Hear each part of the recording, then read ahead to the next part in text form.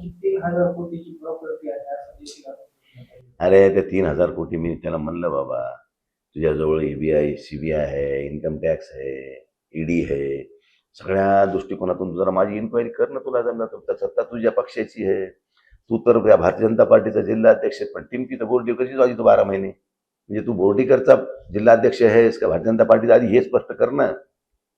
त्यामुळे तू ज्याच्यासोबत राहतो, ज्याची तू टिमकी वाजवतो, त्याच्या किती खाली अंधारे हे बघितलं का तू?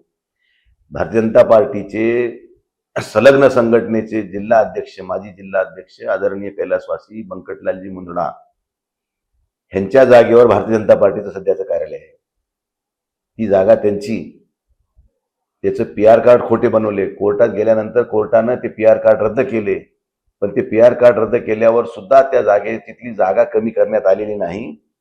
तो अधिकारी ज्यांनी पीआर कार्ड यांना डुप्लिकेट बनवून दिलं होतं तो अधिकारी निलंबित झालाय. अशा लोकांची जागा तुम्ही स्वतःच्या नावानं राज्यमंत्र्यांनी करून घेतली आहे.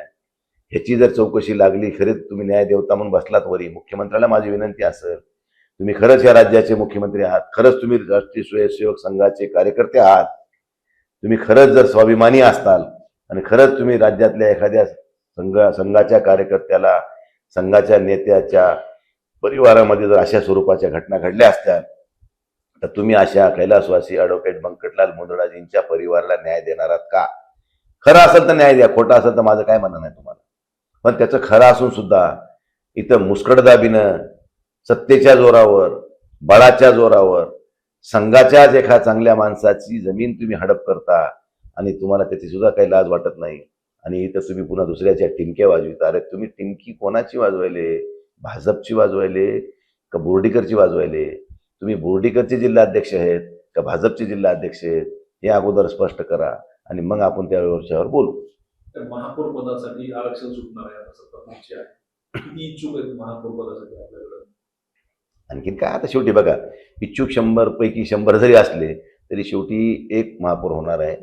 आणि आरक्षण सुटल्यानंतर कोणत्या प्रवर्गाला सुटते त्यानंतर त्याची भूमिका ठरेल आणि त्या पद्धतीने त्याला आरक्षण मध्ये सगळ्याला विश्वासात घेऊन, पक्षाला विश्वासात घेऊन पक्ष जे आदेश देईल त्याप्रमाणे ह्या ठिकाणचा महापौर होईल.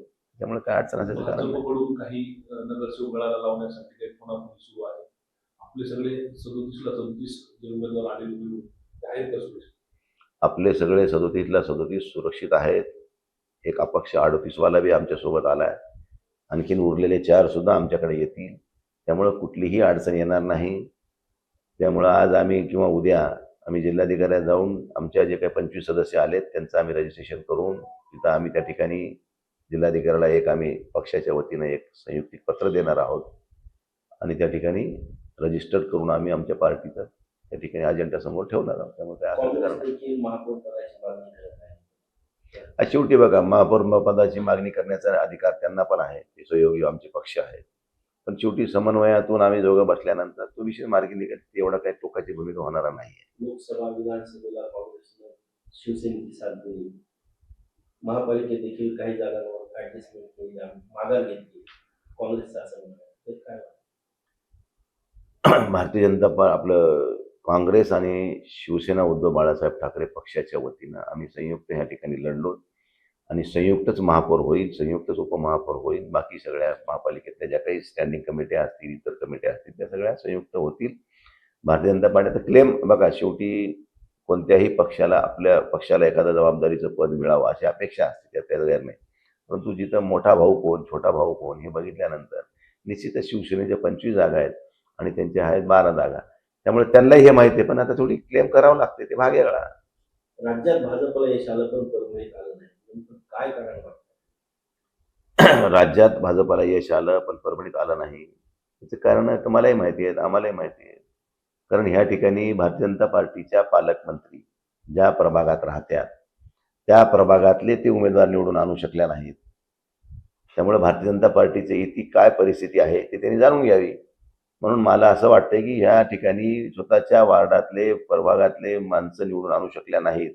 ह्याची नैतिक जबाबदारी स्वीकारून भारतीय जनता पार्टीच्या पालकमंत्र्यांनी आपल्या नैतिकतेचा थोडा जरी आपल्याला सन्मान असेल तर राजीनामा देऊन आपण मोकळं व्हावं.